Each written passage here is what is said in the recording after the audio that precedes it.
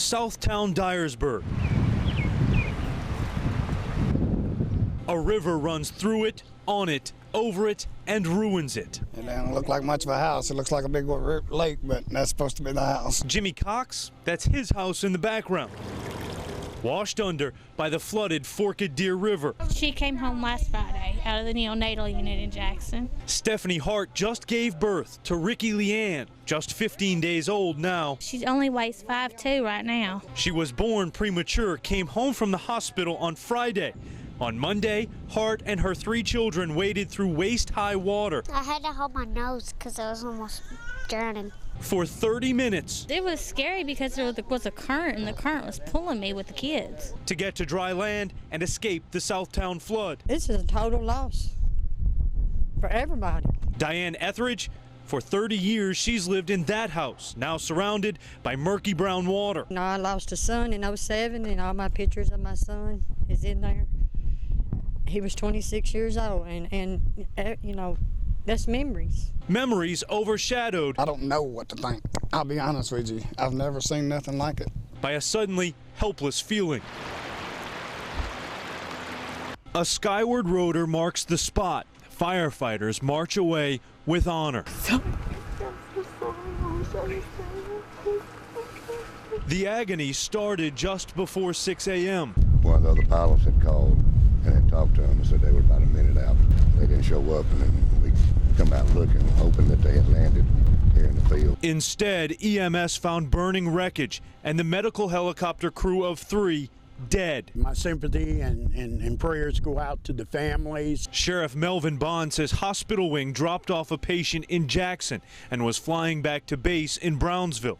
He suspects the helicopter hit rough weather. First thing that I thought of was, in these conditions, why would someone be up? Federal investigators will determine exactly what happened. The crash site is less than a block from a series of homes. Take me 2 months to get over that if I see that. I know it's bad. The closest neighbors say they plan to stay away. And it was just kind of like a woo, woo, woo, woo, woo, woo, woo. Ella Mae Clark says she already heard enough from her house pre-dawn. And then all at once, I heard this a boom, and the house kind of shook. For some, it's too close for comfort. I'm just grateful this morning. That's all I can say. I'm just grateful. Grateful the helicopter did not hit home, and no one else is gone besides those who served until the end.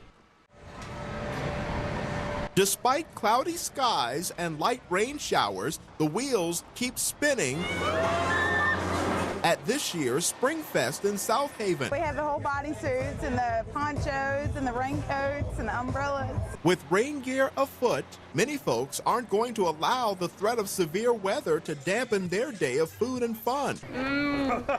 Well, we'll hide out under that tent if it gets really, really bad. There's some concrete houses over there, or there's some sheds over there that we can go to. If it gets really bad, the car's just right over there. We'll get in the car and do what we got to, you know, we only live right on the corner. Event organizers are also ready. Mayor Davis and some of the emergency management personnel that we have, that's why there's been such a close look on that. They've got an evacuation plan. They've got it all mapped out. So guys, rain or shine, are you going to barbecue? Yeah! And so are event participants. Chewing on some award-winning barbecue, Samantha Strong is gearing up for some stiff competition and entertainment, no matter what the weather does. We've prepared everything inside, so we have the music inside and everything, so we're ready for the weather. As long as it's not severe and tornadoes, we're just going to get wet. That's right. I mean, we're going to be okay. Wanted. This guy and this guy. Partners in a series of unusual crimes across Shelby County. Lakeland, Arlington, Germantown. This is their getaway car. Investigators say the pair has struck in several thefts, targeting unusual, perhaps aromatic items each time. Perfumes, colognes, and cigarettes. All the cigarettes stolen from a handful of gas stations. All the perfumes and colognes from area Walgreens. Perhaps the perfume is to cover up the smell. Then again, perhaps not. Investigators believe the smell goods and smokes are being sold on the black market. $10,000 worth of estimated value is quite a bit of merchandise. So far, sheriff's investigators have whiffed on the case, though they hope these surveillance photos scare up a scent. We feel like if we put them out to the general public, that somebody will identify these two individuals and hopefully help us catch them pretty soon. So perhaps you can help sniff out the crooks and stamp out a theft ring that's both malodorous and fragrant all at once. Hot, fresh, and open all the time, Krispy Kreme Donuts reels in business from afar. We come all the way from North Memphis to come get donuts for Krispy Kreme. But when managers recently found sprinkles of money missing, ex-employee Angela Wilson was arrested and charged with felony theft of property between $1,000 and $10,000. It is embarrassing to even have your name scandalized. Wilson used to work the drive-through window at the Elvis Presley Boulevard shop. According to the arrest ticket, she stole $1,070.05 while on shift between May 9th and May 11th. Police say it worked like this. A customer pulls up, orders, and pays for a dozen donuts. But Wilson rings it into the cash register as a single donut purchase. She's accused of pocketing the difference. According to investigators, store surveillance video captured her sticky fingers. But Wilson claims there are holes in the story. The charges, just plain nuts. It's ridiculous. I stole $1,000 to $10,000 worth of donuts. That's ridiculous. Krispy Kreme don't even make $1,000 to $10,000 within 3 days. Wilson was released from jail on her own recognizance. She says she has 4 children to support and worries she'll lose her current job. That's just ruin my whole credibility of life. How can I even work now in the city? Now that she's accused of stealing dough from a shop that specializes in the stuff. How he answered the call got Travis Williams locked up, accused of helping a wanted man stay on the run. He just as dangerous as the man that pulled the trigger. Outside Luster's Sundry, weathered teddy bears keep solemn watch where Reuben Jefferson was shot and killed in mid-January. Police say Cleo Henderson pulled the trigger. They've been looking for him ever since. Wednesday night, an anonymous tipster called Crime Stoppers to report Henderson's location.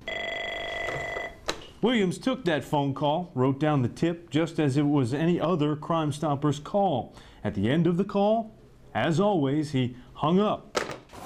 Then Williams is accused of picking up the phone and calling Henderson to make him aware that police knew where he was and that he should get out of there before the police arrived. Thanks to the warning, Henderson remains at large. Williams was a Memphis police recruit back in August when he got shot in the wrist during a training exercise. It's a misfortunate accident. Now he's a civilian city employee on loan to Crime Stoppers to man the phone. The fact that this individual knew the person that was being called about is amazing. Buddy Chapman runs Crime Stoppers and defends its safety. We've got a 25-year plus history of that, and we don't want anybody to be reticent. Despite this bold double cross. Thousands of dollars in cash, guns, and drugs. It's what Director Larry Godwin says officers confiscated during a summer plan to combat criminal activity on the streets of Memphis. The month-long initiative is called Operation Blue Heat. It doesn't matter if it's hot. It doesn't matter to us if it's 100 degrees or a minus 10 degrees. I want you to know that Memphis Finest are out here to serve the citizens of Memphis. Officers made over 1,400 arrests and seized more than 20 guns. The firepower that they have, you remember West Memphis? The firepower that they have, this is ridiculous. It's just ridiculous that they're carrying those kind of weapons. Over 5,800 grams of marijuana, more than 40 grams of crack cocaine, and thousands of pills were also seized. Men and women conducted numerous traffic stops, patrolled the hot spots, apartment complexes, served narcotic search warrants during a 4-week operation. And that's not all. Officers also confiscated more than $38,000 in cash and 85 vehicles. Memphis police used these heat maps generated by Dr. Richard Janikowski at the University of Memphis to track down the criminals. The heat maps are density type maps. They show you the distribution of crime by density. That way you can get an accurate picture of how crime is spread over multiple areas. An effort Godwin says will help make the city's streets safer. Are you on Facebook? Yes, Nick, we are now officially on Facebook. The Shelby County Sheriff's Department soft launched its page in July and has since racked up about 2,500 fans.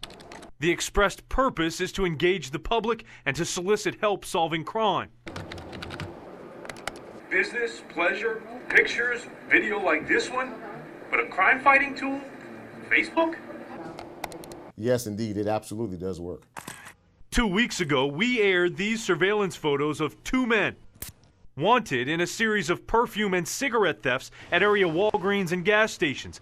The very next day, 7 tips on our tip line on Facebook. Deputies picked up David Humes and Tobiah Duncan on theft charges. But I see it's trouble, and it's too much trouble going on. I love Facebook. I'm a Facebook junkie. Regardless of opinion, it's a powerful tool used by kids and adults alike to keep in touch. Networking with my friends. And by the Sheriff's Department to take back the neighborhood. You'd be really silly not to be involved in that. So they ask you give them a thumbs up, become a fan, and help fight crime with Facebook.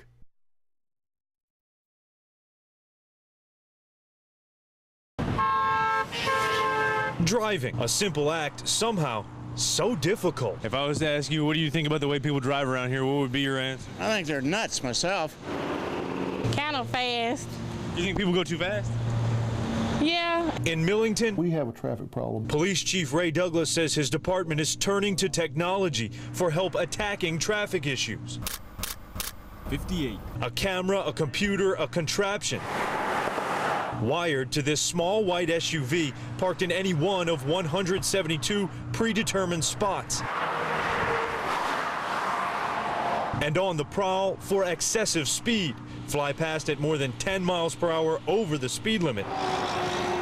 It'll snap a picture of your tag and send you a $50 ticket in the mail. And we're not going to be unreasonable about this. We're going to give everybody 10 miles an hour over the speed limit. And I hate to say that because that's a violation of law, but we're not trying to be a speed trap. A promise from a police chief. Please. Asking. Please. No, begging that you slow down and be careful because the camera in the car is always watching.